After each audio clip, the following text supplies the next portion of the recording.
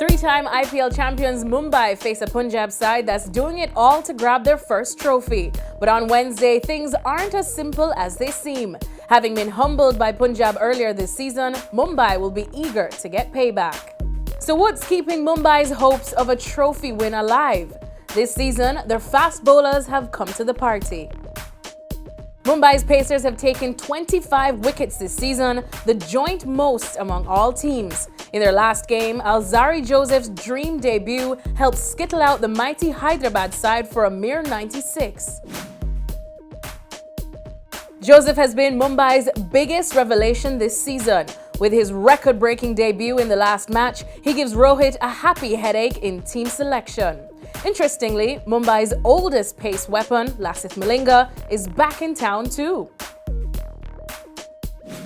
My playing 11 for the game against Punjab. Listen, it's the same venue where they won the last game and won convincingly, even though it was a low-scoring game. So no change in the venue, no change in the team for me either.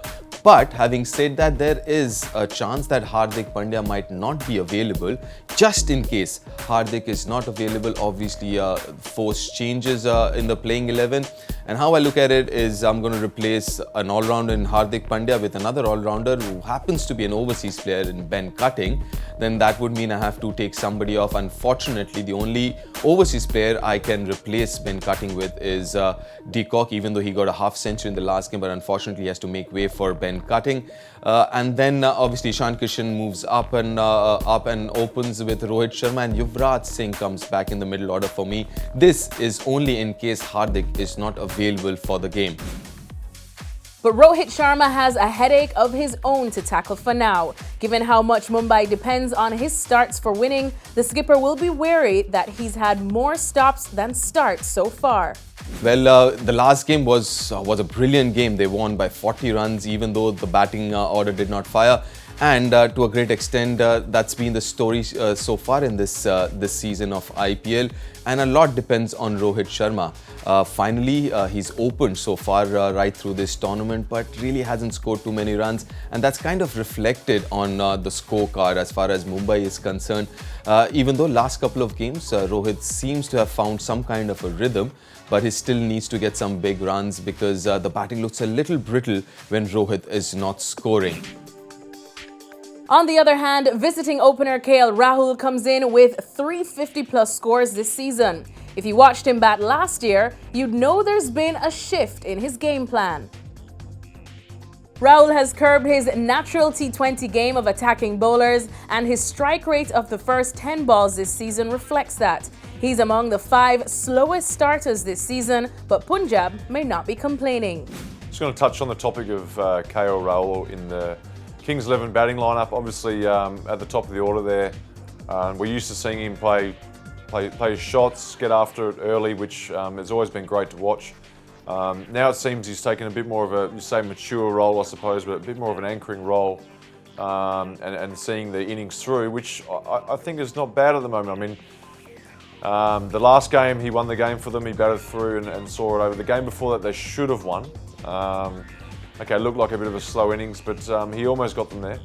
I just think at times it's whether if Chris Gale gets going, then he can make a decision on how he wants to play as well. He can get the strike over to him and play a bit of an anchor role. At the same time, if Gale was going, then he might be able to go with him and whatnot. But if Gale gets out early, obviously he sees to take it upon himself then to see the innings through. So the Gale situation for him can judge on the way he plays his cricket, I think, yeah. With single-digit scores in the last 2 games, Punjab may want to look beyond David Miller. The Kings 11 playing 11, I've pretty much stuck with the same side. I've just thrown up an option with Moses Enriques coming in for David Miller. I know the left-hander in that middle order there could be quite handy, but he hasn't set the world on fire as yet. Enriques can he's one of those players that can sort of go both ways. He can come in and have a go, or he can sort of judge his innings, 6-7 overs out from the end and see it through. So Enriques is actually an option to slot into number 4, maybe, and you can have Sarfraz behind him. I think that's not a bad option for a bit of stability through that middle order. It also, if you got Enriques in there, it gives Rahul a chance to play his more attacking game.